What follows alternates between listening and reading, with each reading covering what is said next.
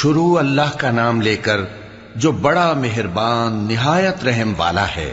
اے پیغمبر صلی اللہ علیہ وآلہ وسلم، جو عورت تم سے اپنے شوہر کے بارے میں بحث و جدال کرتی اور اللہ سے شکایت رنج و ملال کرتی تھی، اللہ نے اس کی التجا سن لی اور اللہ تم دونوں کی گفتگو سن رہا تھا۔ کچھ شک نہیں کہ اللہ سنتا ہے، دیکھتا ہے۔ جو لوگ تم میں سے اپنی عورتوں کو ماں کہہ دیتے ہیں وہ ان کی مائیں نہیں ہو جاتی، ان کی مائیں تو وہی ہیں جن کے بطن سے وہ پیدا ہوئے۔ بے شک وہ نامعقول اور جھوٹی بات کہتی ہیں، اور اللہ بڑا معاف کرنے والا ہے، بخشنے والا ہے۔ اور جو لوگ اپنی بیویوں کو ماں کہہ بیٹھیں پھر اپنے قول سے رجوع کر لیں تو ان کو قربت سے پہلے ایک غلام آزاد کرنا ضرور ہے۔ مومنو، اس حکم سے تم کو نصیحت کی جاتی ہے اور جو کچھ تم کرتے ہو اللہ اس سے خبردار ہے۔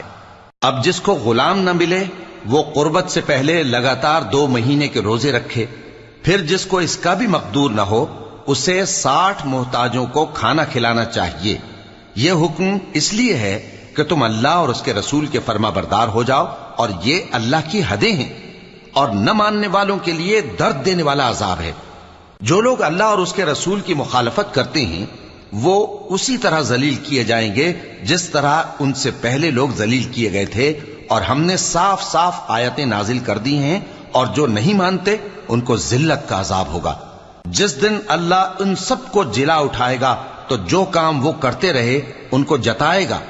اللہ نے وہ سب کام لکھوا رکھے ہیں اور یہ ان کو بھول گئے ہیں، اور اللہ ہر چیز سے واقف ہے۔ کیا تم کو معلوم نہیں کہ جو کچھ آسمانوں میں ہے اور جو کچھ زمین میں ہے اللہ کو سب معلوم ہے؟ کسی جگہ 3 شخصوں کی سرگوشی ہوتی ہے تو اللہ ان میں چوتھا ہوتا ہے، اور جہاں 5 آدمیوں کی سرگوشی ہو تو وہ ان میں چھٹا ہوتا ہے، اور نہ اس سے کم یا زیادہ مگر وہ ان کے ساتھ ہوتا ہے، خواہ وہ کہیں ہوں۔ پھر جو جو کام یہ کرتے رہے ہیں قیامت کے دن اللہ سب ان کو بتائے گا۔ بے شک اللہ ہر چیز سے واقف ہے۔ اے پیغمبر صلی اللہ علیہ وآلہ وسلم، کیا تم نے ان لوگوں کو نہیں دیکھا جن کو سرگوشیاں کرنے سے منع کیا گیا تھا، پھر جس کام سے منع کیا گیا تھا وہی پھر کرنے لگے؟ اور یہ تو گناہ اور ظلم اور پیغمبر صلی اللہ علیہ وآلہ وسلم کی نافرمانی کی سرگوشیاں کرتے ہیں، اور جب تمہارے پاس آتے ہیں تو اللہ تعالیٰ کے بتائے ہوئے الفاظ کے بجائے دوسرے الفاظ میں تمہیں دعا دیتے ہیں، اور اپنے دل میں کہتے ہیں کہ اگر یہ واقعی پیغمبر ہیں تو جو کچھ ہم کہتے ہیں اللہ ہمیں اس کی سزا کیوں نہیں دیتا؟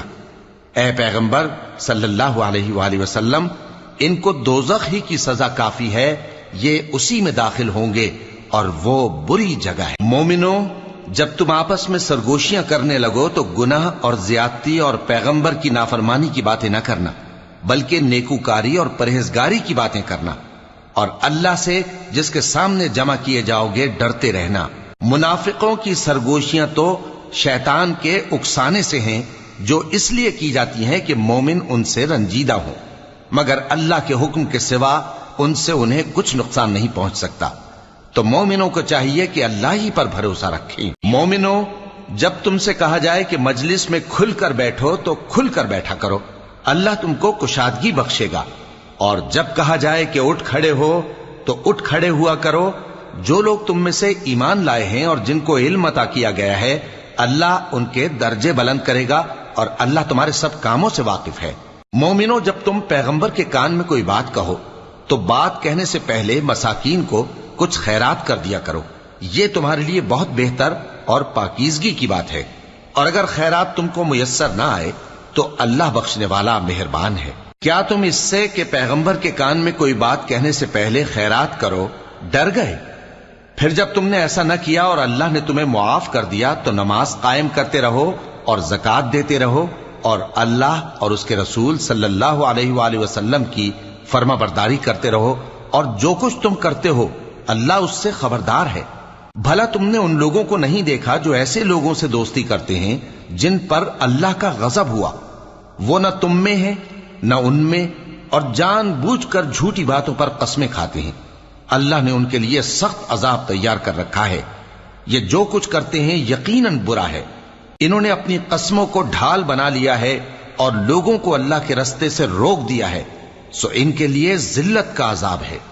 اللہ کے عذاب کے سامنے نہ تو ان کا مال ہی کچھ کام آئے گا اور نہ اولاد ہی کچھ فائدہ دے گی۔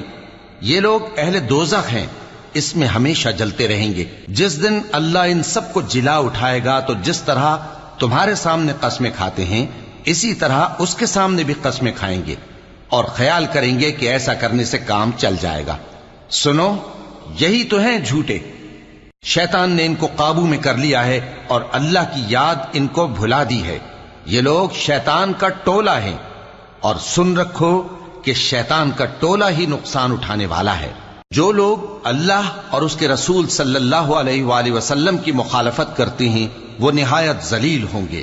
اللہ نے یہ بات لکھ دی ہے کہ میں اور میرے پیغمبر ضرور غالب رہیں گے۔ بے شک اللہ زور آور ہے، صاحب اقتدار ہے۔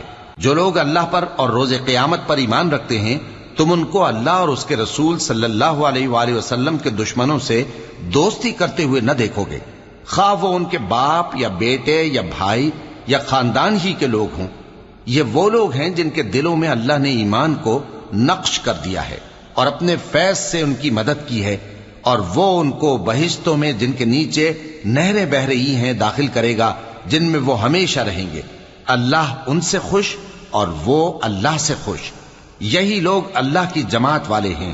سن رکھو کہ اللہ کی جماعت والے ہی کامیاب ہوں گے۔